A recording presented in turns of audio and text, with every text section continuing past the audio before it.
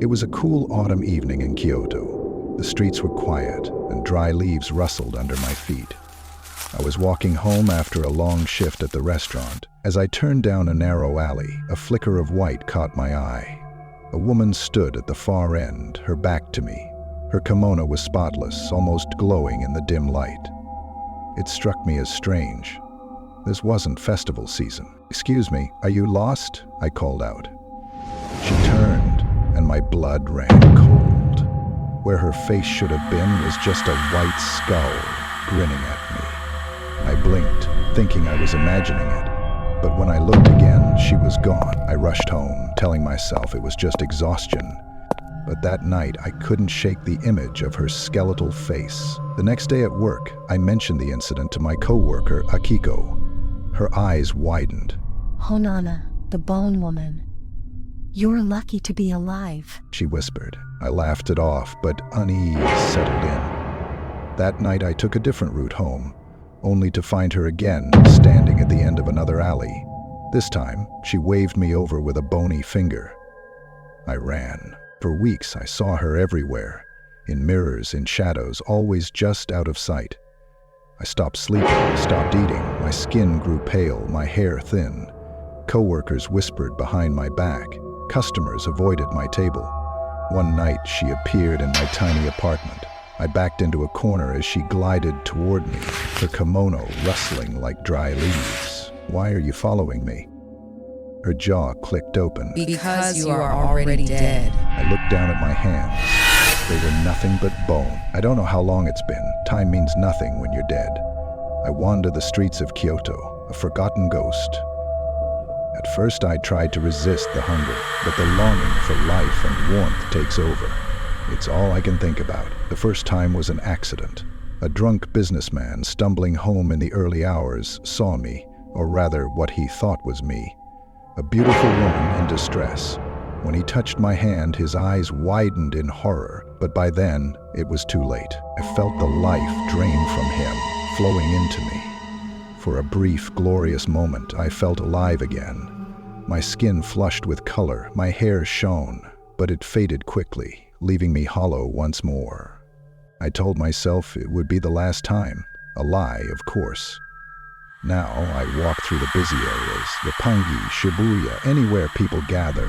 They're easy prey, drawn in by a smile or a gentle gesture, following me down quiet streets. Some scream when they see my true form. Others are too shocked to make a sound. In the end, it doesn't matter. Their life force sustains me, if only for a little while. Tonight, I'm in Shinjuku. The neon lights cast an eerie glow, turning everything into a surreal dreamscape. Perfect hunting grounds for a creature like me. I spot him easily, a tourist, looking lost and overwhelmed by the bright lights of Tokyo. He looks friendly, in that way people from other places sometimes do. Normally, I prefer familiar faces, but I'll take what comes my way. I walk up to him, acting like I need help. "Excuse me," I say, trying to sound sweet. "I'm lost, can you help me?" He smiles, relief evident on his face at finding someone who speaks his language. "Of course. Where are you trying to go?" I give him directions to a nearby place. As we walk, he doesn't seem bothered by my presence.